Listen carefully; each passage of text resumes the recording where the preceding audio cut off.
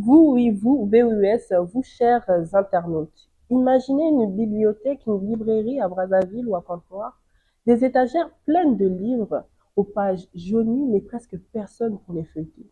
Dans un monde où les écrans captivent toute l'attention, la lecture semble reléguée au second plan. Pourtant, lire, c'est s'ouvrir à d'autres horizons, développer l'esprit critique, son esprit critique et surtout nourrir son imaginaire. Alors, pourquoi les jeunes Congolais lisent-ils de moins en moins? Quelles en sont les conséquences et comment inverser la tendance? Pour en parler, nous recevons sur ce plateau de Jeunesse en crise deux invités engagés. Madame Marie-Hélène, écrivaine et fervente défenseuse de la littérature congolaise, de la culture littéraire au Congo, et mon très cher Monsieur Revaldi Otiemba, promoteur d'Oasis Livresque, un projet dédié à la promotion de la lecture. Avant que nous puissions commencer, partagez-nous vos impressions sur nos réseaux sociaux avec le hashtag Jeunesse et Lecture, mais aussi le hashtag Jeunesse en crise. Ici Talia Oko et bienvenue dans ce troisième épisode de Jeunesse en crise. Bienvenue également à Monsieur Rivaldi Otiemba et Madame Marie-Hélène, et merci d'avoir accepté notre invitation. Monsieur Rivaldi, euh, pouvez-vous nous présenter Oasis Livresque, s'il vous plaît? Merci pour l'invitation et c'est un honneur pour moi d'être sur votre plateau. Oasis Livresque, c'est une association à vocation éducative et culturelle qui vise à promouvoir le livre et la lecture en milieu jeune. Nous avons des clubs de lecture, notamment deux à l'heure actuelle, Oasis Livresque pour les adultes et également le Moana Book Club pour les enfants de 6 à 12 ans. Merci. Et vous, Madame Marie-Hélène, en tant qu'écrivaine, combien de livres avez-vous écrit à votre actif? Actuellement, je n'ai écrit qu'un seul ouvrage qui a été publié en avril 2023. Mes mots ont perdu l'usage de la parole, qui est un recueil de poèmes qui aborde plusieurs thèmes, notamment la santé mentale, avec la dépression, puisque je l'ai traversé en 2018, les agressions sexuelles, l'estime de soi et tant d'autres thèmes qui, qui sont vraiment importants pour moi. Comment percevez-vous l'intérêt de la lecture chez les jeunes après la publication, après ces 2 années, après la publication de votre ouvrage? Je sens que les jeunes s'intéressent un peu plus à la lecture actuellement. Les choses bougent. C'est vrai que c'est pas toujours évident, mais on sent vraiment un changement. Et pour ma part, je pense que la lecture est très importante dans le développement, justement, des jeunes également. Moi, j'ai commencé à lire très jeune parce qu'il y avait beaucoup de livres à la maison. Mes parents ont toujours été intéressés par les livres. Donc, c'est comme ça que j'ai développé également mon goût pour l'écriture. Selon un rapport de l'UNICEF, 47% des 5 millions d'habitants au Congo ont moins de 18 ans.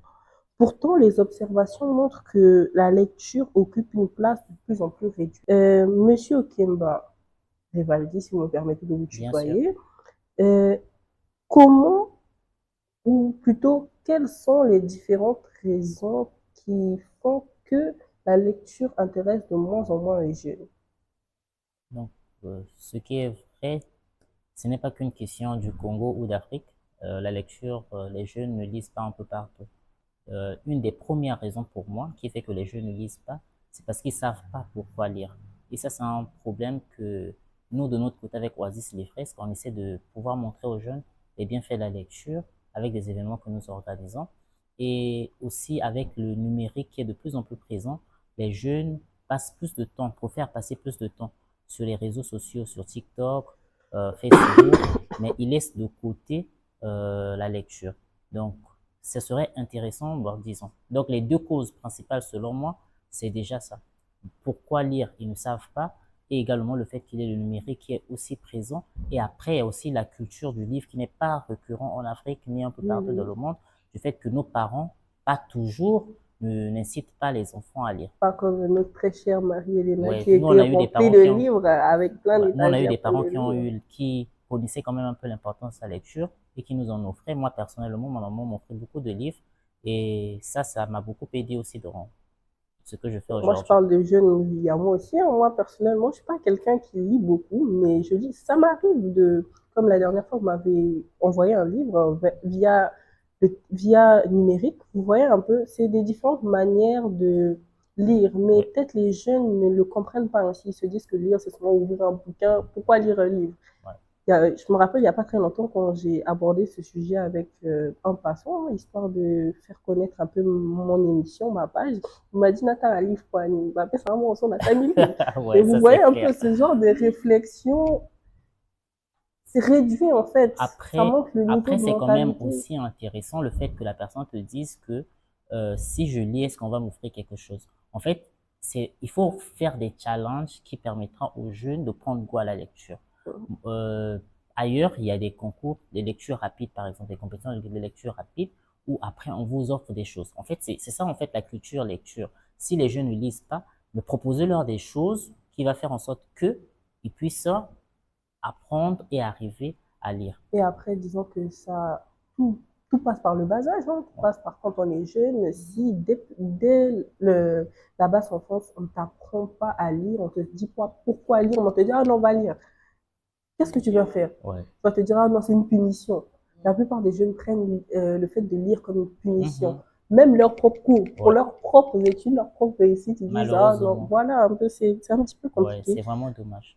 Après, le fait que, comme je disais, la culture du livre qui n'est pas assez présente chez nous, mais Mhm. dans d'autres pays, on a développé un système où les parents, c'est vrai qu'ils passent du temps sur le téléphone, mais ils ont des livres entre les mains, mais à l'intérieur, c'est dessiné, c'est genre la Il taille du il y a le téléphone, téléphone, il y a le téléphone il fait dedans, semblant de il fait lire. semblant de lire, et quand l'enfant Mhm. vient, bah, il voit, mais il pense que le papa ou la maman est en train de lire, mais le papa il passe son temps sur des réseaux, et les enfants imitent.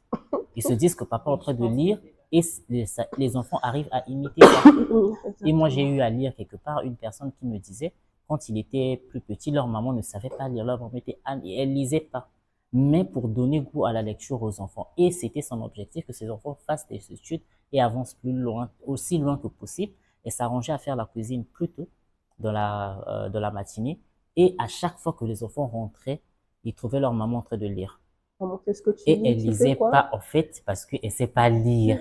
Mais à chaque fois que les enfants C'est magnifique. regardaient ce que la maman faisait, bah, Exactement. pour eux, la maman est en train de lire, elle est en train de... Et les enfants, quand ils rentrent, mais maman, elle lit. Elle ne nous dit pas, juste par ses actions, qu'elle montre qu'elle est en train de lire. Les enfants, ça La leur a curiosité, ça travaillé, en attise fait. la Je curiosité pense que des c'est un film enfants. qui est sur Netflix. Ah bon? Ouais, Je pense que j'avais aussi lu quelque part que les enfants n'écoutent pas ce qu'on leur dit, mais ouais, ils imitent plutôt voilà. ce qu'on fait. Exactement. C'est vraiment très intéressant, cette approche-là. Ce recul a forcément des conséquences. Rivaldi, dites-nous un peu quelles sont les conséquences que vous avez observées chez les jeunes qui ne lisent pas ou qui lisent moins. Déjà, la peur de parler en public. C'est une question générale, Ouais, hein, après vous on va pouvez. discuter. Déjà, il a peur de parler en public. Quelqu'un qui ne lit pas, il a peur de s'exprimer. Il se dit, mais je vais dire quoi Et moi, pourquoi je d'intéressant? ne lisais pas? J'avais pas peur de m'exprimer, hein. Mais c'est J'étais un juste. constat fait. Oui, La ça. majorité de ceux qui ne lisent pas ont peur de parler en public. Et parce qu'ils n'ont pas un langage assez fluide, ils savent pas comment s'y prendre. Moi, je suis contre ceux qui pensent que quelqu'un qui lit doit forcément avoir un français extraordinaire. Bah Loin oui, de moi là. j'ai une sœur aussi, elle lit beaucoup, mais avant on lui disait, ah, tu lis trop de livres, tu vas devenir folle.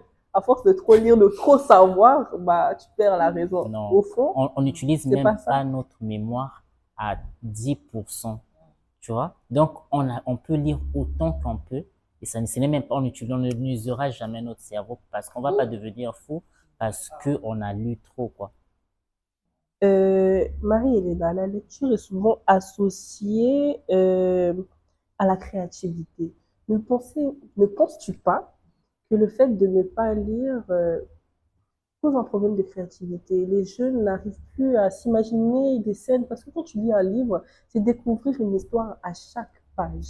Tu imagines la scène, tu te dis, ah, le baiser s'est passé à tel moment. Tu es plus excité de lire que de regarder à la télé parce que vous savez que quand vous êtes en train de lire une histoire, surtout nous les femmes, c'est des moments d'amour, hein, et développement personnel, oui. Quand il y a la scène culte, la scène tant attendue, la scène du baiser, vous voyez l'excitation que vous avez, mais pourtant, vous n'avez pas les images pour illustrer le moment. Ne pensez-vous pas que ça joue un peu sur la créativité aussi? Si, assurément, le manque de lecture joue sur la créativité parce que déjà, de ma propre expérience, quand je lis un livre, il y a des images, hein. J'ai l'impression de regarder un film. Donc, lire, ça stimule justement la créativité. cette capacité-là de créer des images, c'est ça qui développe notre esprit critique également. Donc, je pense que un manque de cette stimulation intellectuelle a assurément un impact sur la créativité et l'imaginaire des jeunes. Et justement, pour appuyer ce qu'elle dit, il y a un auteur qui disait qu'il meurt lentement celui qui ne lit pas. En fait, c'est vrai. Quand on ne lit pas, on n'est pas créatif, on n'a pas d'imagination. On se reste cloîtré dans notre propre monde. On pense que tout ce que nous faisons, c'est forcément vrai. Alors que, en lisant des livres, on voyage, on découvre des cultures, on vit des choses. On peut se créer tout un monde imaginaire dans nos têtes. Oui. Et aujourd'hui, c'est vrai que le monde est en train d'évoluer. Il y a des romans qui sont adaptés. Mais quand ils sont adaptés, c'est pas avec tout ce que l'auteur a écrit dans le livre. Par exemple, il y a un film que j'aime beaucoup. Non, pas After. C'est un film. La fille, elle est malade, elle vit de cancer.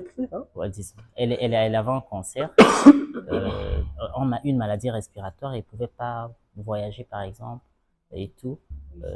Et après, la fille s'appelait Hazel. Et donc, le film... j'ai oublié. Mais c'est un film hyper connu. Nos étoiles contre. Ah oui, je connais le exactement, voilà. Mais la plupart des films de Netflix aujourd'hui sont basés sur des romans. Mais quand tu lis le roman, en fait, quand tu regardes le film, c'est bien intéressant. On a mis les sentiments qu'il faut. Mais quand tu vas dans le roman et tu le lis, tu te dis qu'en fait, ils ont bâclé le roman. Ils ont bâclé le roman, parce qu'il y a tellement de détails qui ne sont pas bien faits. C'est vrai qu'il faut regarder, mais le lire encore, c'est beaucoup mieux, quoi. Voilà. Avec la montée de la puissance des formats numériques, certains enseignants constatent une baisse de compréhension des longs textes chez les élèves, les étudiants et autres.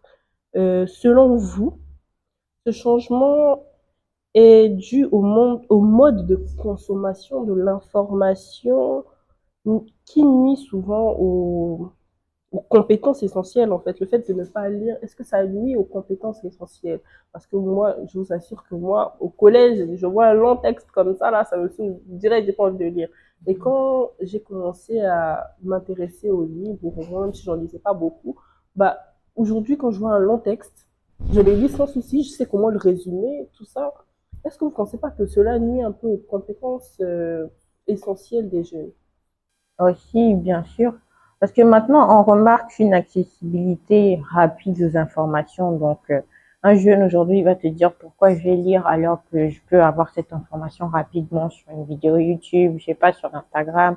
Donc, vraiment, ça nuit parce que on n'a plus, du coup, cette envie-là, cette énergie de lire des longs textes. On veut rapidement aller à l'essentiel. C'est ce qui fait que la plupart des jeunes, ils se disent, dès qu'ils voient un texte très long, ils ont la flemme directe. Donc oui, je pense que ça nuit évidemment. C'est vrai qu'on ne va pas nier totalement ce que Internet nous propose, ce que le numérique a porté. Vu qu'il y a des livres, il y a aussi des livres en format numérique. Tu peux pas te le payer, mais tu peux le télécharger sur Internet. Ouais, c'est bénéfique, mais ça a rendu les gens plus paresseux. Ne plus lire un texte, par exemple, long, ça arrive à tout moment, personnellement. En fait, quand c'est pas accrocheur, par exemple, tu fais un post Facebook, dès que tes disons la première phrase m'accroche pas, tu m'as perdu en fait. Et du coup, je zappe. Ça, c'est tout le monde que ça arrive, mais ouais, aujourd'hui, les jeunes n'aiment plus trop, quoi. Des longs textes. On veut aller à l'essentiel, quoi. Bon, la bonne nouvelle, c'est qu'il existe des solutions pour développer cet esprit-là. Alors, quelles sont les initiatives que vous, monsieur Rivaldi, vous avez mis en place dans Oasis Livresque pour rendre la lecture plus attrayante? Donc, déjà, des clubs de lecture. En fait, moi, je conseille beaucoup aux gens qui ne lisent pas d'assister au club de lecture. Parce qu'en fait, quand tu assistes au club de lecture, les échanges qu'il y a autour du livre du mois qui est proposé, et même avec l'auteur invité, ça attise un peu ta curiosité à aller découvrir cet auteur, à aller lire ce livre, et ça apporte du bien. Également, on a organisé une masterclass en janvier dernier qui parlait de l'importance de la lecture sur le développement personnel. Ça abordait plusieurs aspects, allant de la fabrication même du livre jusqu'à comment prendre goût à la lecture. On a parlé également des bienfaits de la lecture numérique avec les formats, les livres PDF, les livres dans les applications. Et puis pour les jeunes aussi, il y a de ceux qui préfèrent les bonnes dessinées. Les BD, ouais. Après, il faut connaître maintenant ce que tu aimes. Moi, personnellement, je lis beaucoup des livres de développement personnel sur les finances, des livres sur, comment on appelle, l'entrepreneuriat. Mais avant, je lisais pas ce genre de livres. Quand j'étais plus petit, je lisais beaucoup de BD.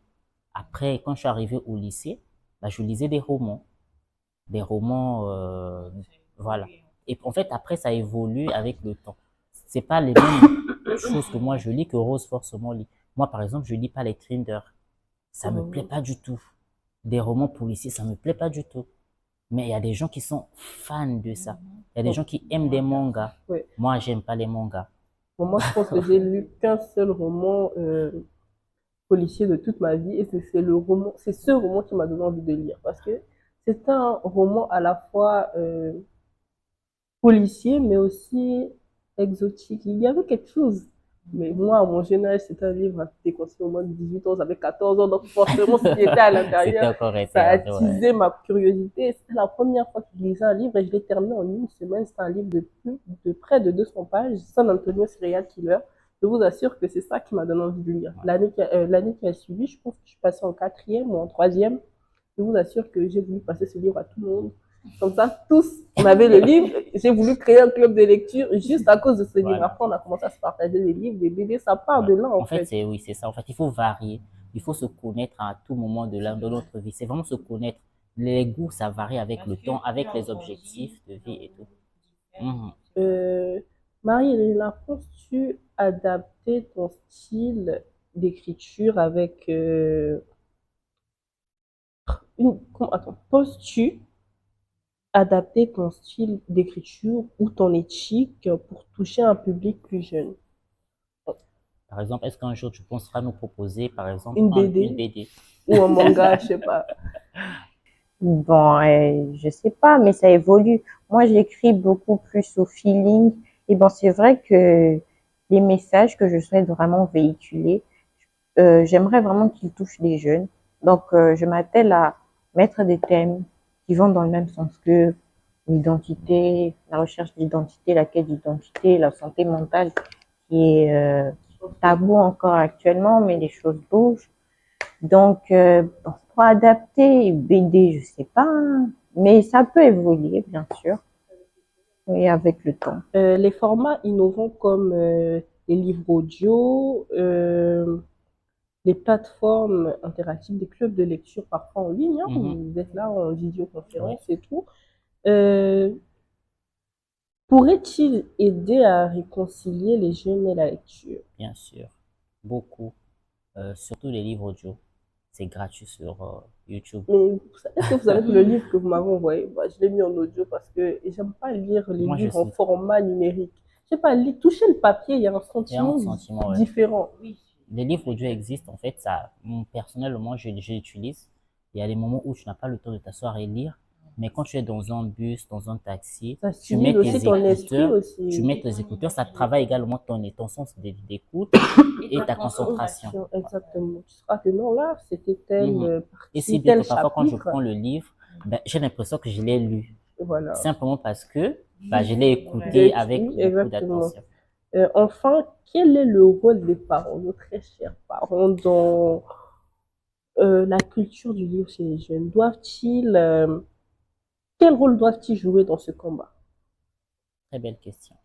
Je suis pas parent, mais C'est pour vous deux, hein? je suis pas parent, mais je me sens responsable, par exemple, de mes petits frères.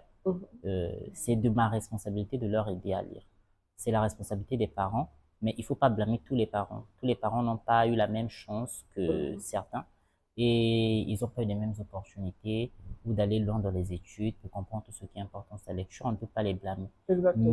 Mais c'est la responsabilité de parents d'acheter des livres aux enfants. Exactement. Ouais. Même si le parent ne lit pas, mais le simple fait d'acheter des livres aux enfants, de leur donner, bah, tiens, je t'ai acheté ça, bah, l'enfant se dit, ah, mais pourquoi il m'a acheté ça? Je vais essayer de le découvrir. Et les parents doivent apprendre à mieux connaître leur enfant pour pouvoir les aider également à faire des bons choix des livres. Moi, j'ai eu cette chance que ma maman me connaissait hyper bien à des périodes d'âge. Moi, c'est pendant la puberté que ma maman m'offrait beaucoup de livres. J'étais quelqu'un de hyper timide, qui ne parlait pas. Et elle, c'est une femme, forcément, je ne peux pas lui parler de ce qui arrive à mon corps. Tu vois? Du coup, qu'est-ce qu'elle faisait? Elle m'offrait des livres qui allaient dans le sens de la puberté.